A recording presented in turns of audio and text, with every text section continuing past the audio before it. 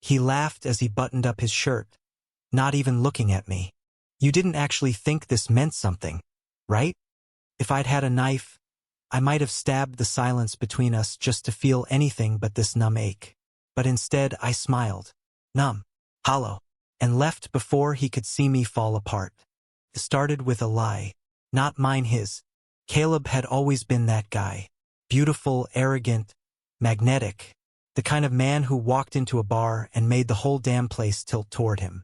I was the guy who got caught in his gravity, thinking maybe, just maybe, he stopped orbiting the rest of the world long enough to see me. For a while, I believed he did. 3 months. That's how long we spent tangled in bedsheets and secrets. No labels. No promises. Just long nights. His hands gripping mine like I was the only steady thing in his universe. Then came that morning. That damn shirt. That laugh. That look like I was a fool for hoping. He ghosted me after that. Texts went unread. Calls unanswered. The usual playbook. But here's the twist: didn't disappear. He just reappeared with someone else. Someone older. Someone familiar. Dr. Samuel Grant. 43. Philosophy professor.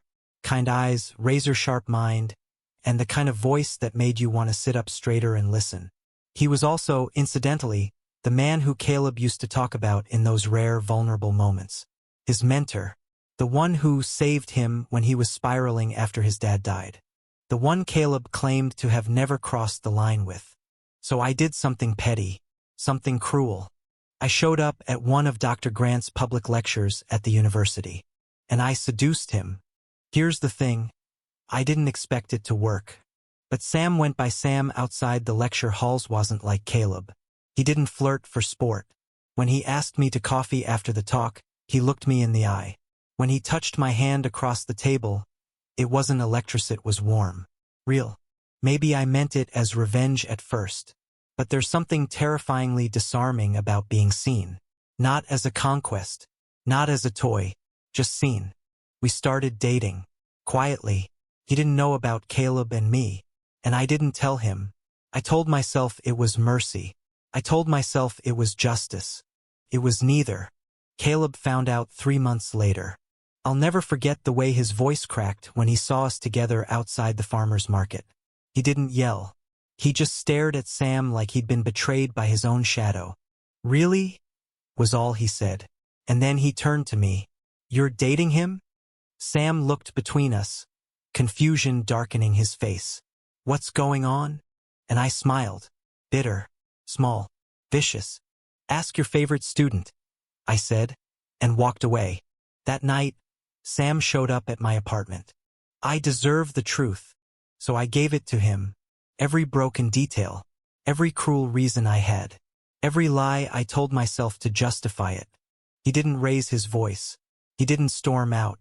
He sat beside me on the couch. He looked at me the way people look at graves, like they're honoring something that's already dead. You thought hurting Caleb would heal you, he said quietly. But it just broke you more. And then he left. I wish I could say I changed overnight. That guilt rewired me into someone new. But the truth is, I sank deeper. I stopped answering calls from both of them. I buried myself in meaningless hookups and even more meaningless nights.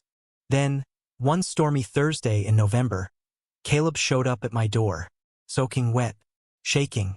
I screwed everything up, he said. You were the only person who ever looked at me like I wasn't broken. He wasn't drunk. He wasn't trying to seduce me.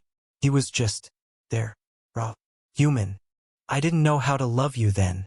I didn't even know how to love myself. I didn't say anything. I just let him in. He dried off, sat on my floor, told me about therapy, about how he hadn't spoken to Sam in months, about how he finally figured out that running from pain only drags it with you. And then he asked me a question I didn't expect. Do you still hate me? I laughed, sharp, sad. I never did.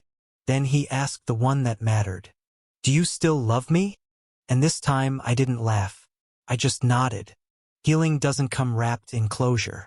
It comes in quiet mornings where no one runs away, in clumsy apologies, in therapy sessions, in forgiveness that tastes like salt and costs your pride.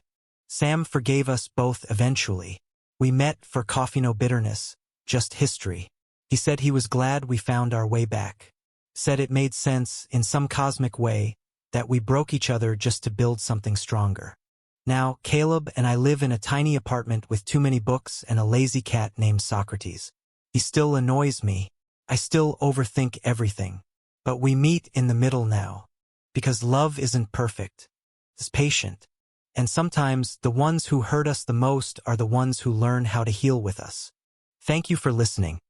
Don't forget to like and subscribe to stay updated with the latest videos.